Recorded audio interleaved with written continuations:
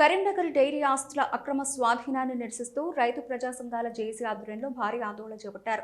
ఉమ్మడి జిల్లా వ్యాప్తంగా సుమారు 5,000 మంది పాల రైతులు పద్మానగర్ నుంచి కలెక్టరేట్ వరకు శాంతియుతంగా పాదయాత్ర నిర్వహించారు.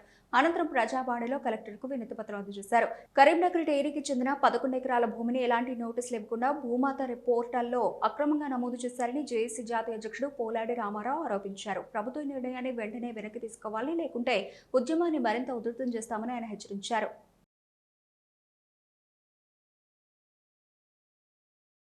ఈ రాష్ట్ర ప్రభుత్వం లాభాల బాటలో నడుస్తున్నటువంటి పాల డైరీలను హస్తగతం చేసుకోవడానికి ఒక కుట్ర పనింది. ఇందులో భాగంగా కరీంనగర్ లోపల ఎంతో లాభాల బాటలుగా మంచి 100 కోట్ల ఆదాయంతో రైతుల భాగంతో నడుస్తున్నటువంటి కరీంనగర్ పాల డైరీ కేంద్రాన్ని స్వాధీనం చేసుకోవడానికి ఒక కుట్రలు పనింది. ముఖ్యంగా 1989లో అప్పుడు ఏంటంటే పాల డైరీ ఫెడరేషన్ ఉన్న దాన్ని ఇది ఎంతంటే ఎప్పటికీ 20,000 మందితో ఉన్న 20,000 లీటర్లతో ఉత్పత్తి బాపతి నష్టాలతో కొన్ని యంత్రాలతో కొంతమంది ఉద్యోగులతో నచ్చినటువంటి దాన్ని ఇది నష్టాల బాట పడుతున్న సందర్భంలో రైతులే అందరూ కలిసి స్వచ్ఛందంగా ఏర్పడి వారు ఈ కరీంనగర్ మిల్క్ ప్రొడ్యూసర్స్గా ఒక సంస్థగా ఏర్పాటు చేసి ప్రత్యేకంగా వాళ్ళు స్వచ్ఛందంగా దాన్ని ఇప్పుడు ఏంటంటే 20 లక్షల లీటర్ల 2 లక్షల లీటర్ల ఉత్పత్తిని నడుస్తూ తర్వాత ఈ కరీంనగర్ ఉమ్మడి కరీంనగర్ పాల డైరీలో బోర్డు డైరెక్టర్గా నేను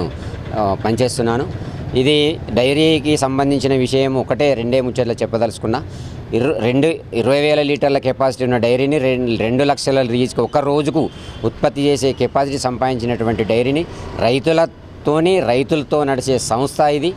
ఇట్టి సంస్థను మొన్నటి వరకు ధరణిలో కరీంనగర్ డైరీ పేరు ఉన్నటువంటి ల్యాండ్ ఏదైతే ఉందో దాన్ని ఇప్పుడు భూభారత్ వచ్చిన తర్వాత ఎలాంటి నోటీసు లేకుండా భూభారత్లో దీన్ని బదిలీ చేయించారు.